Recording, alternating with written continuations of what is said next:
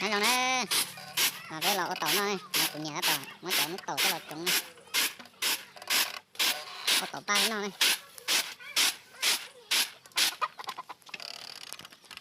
Nó là lúc gen. Tàu nó này, tàu nó cho lò trang nhà nó. Cái lò giò thì nó cho thì nó cái lò tặng tàu. Nó tiếng ngoài đây cũng khá là rồi. Cái mà trong châu ấy thì mà đã rồi đua mà cho mà tặng tàu cơ. Nó nói cho đen rồi. Này nó dài không? Nó là lúc gen à.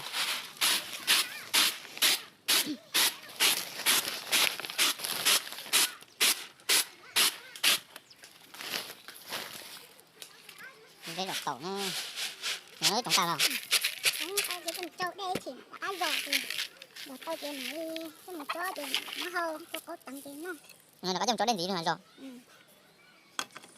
Châu thì có su su. Cái trong trâu lên mà tôi rồi đấy. Cho là trâu đây thì nó chia. Đây mà trong mình rồi này.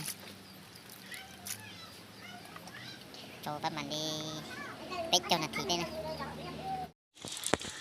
Nó chè mà đôi dây mà đi rõ nè.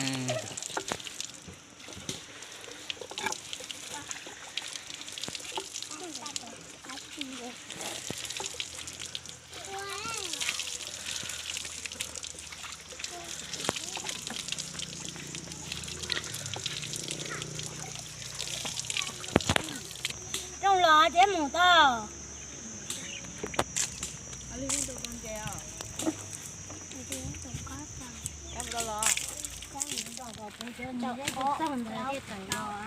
Em muốn có đốt cho ha. Có to luôn. Ôi dơm đi ban mà có đây là.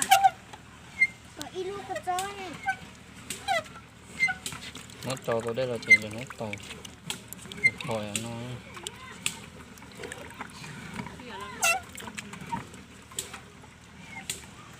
Ngon đi rồi nghe tao chuyện ngon. Chỉ cái vừa em lo té qua lại ra xem. ô lại ta xoay hầu. Nắng tàng. Nắm tàn ra ngăn cái thị.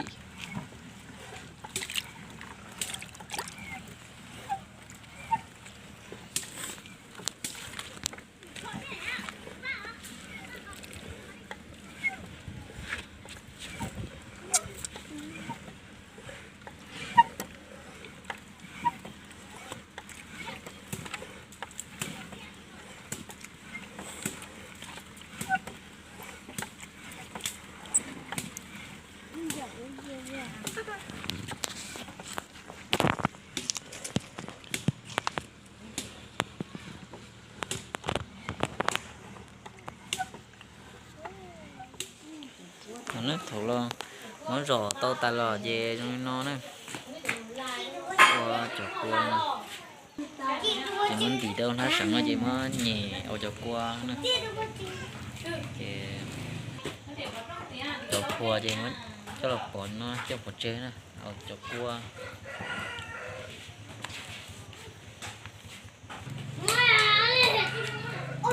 ta chọc qua chỉ mới không chùa đâu.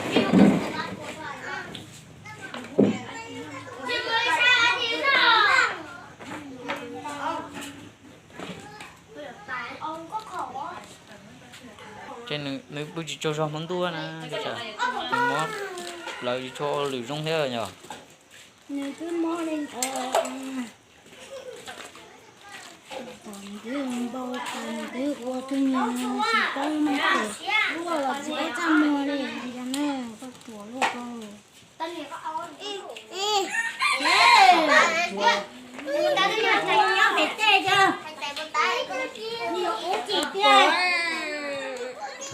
Nó hồi tôi sửa mất khóc trâu tao thì không chắc là trâu của nó thì mua ôi nó chỉ chịu khó thì chứ là không nó là tao nó chỉ nó là tao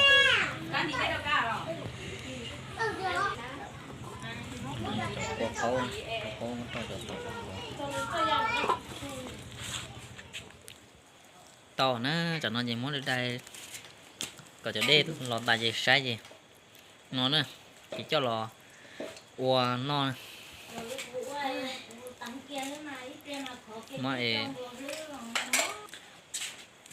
chỉ muốn chạy lên nó chị trong ký nó là to không nó là to nữa nó cho cũng mở qua nữa chị chơi cho là quân duẩn nó nè cho tộc ba này nè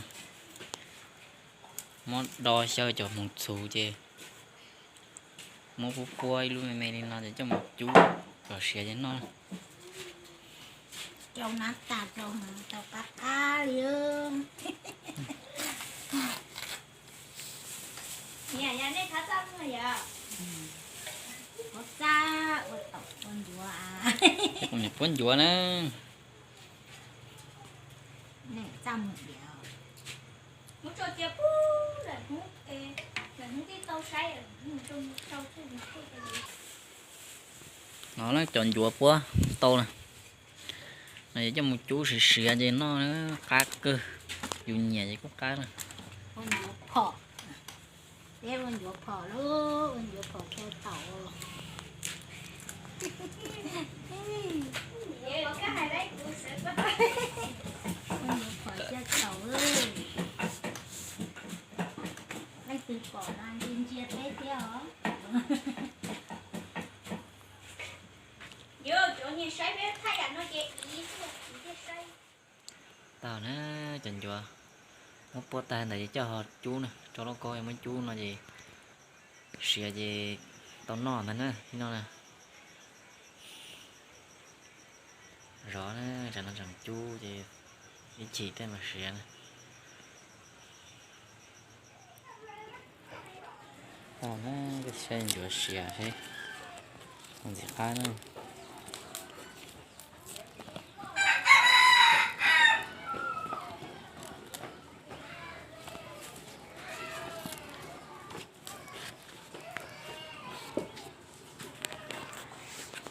đây nè việc khác thế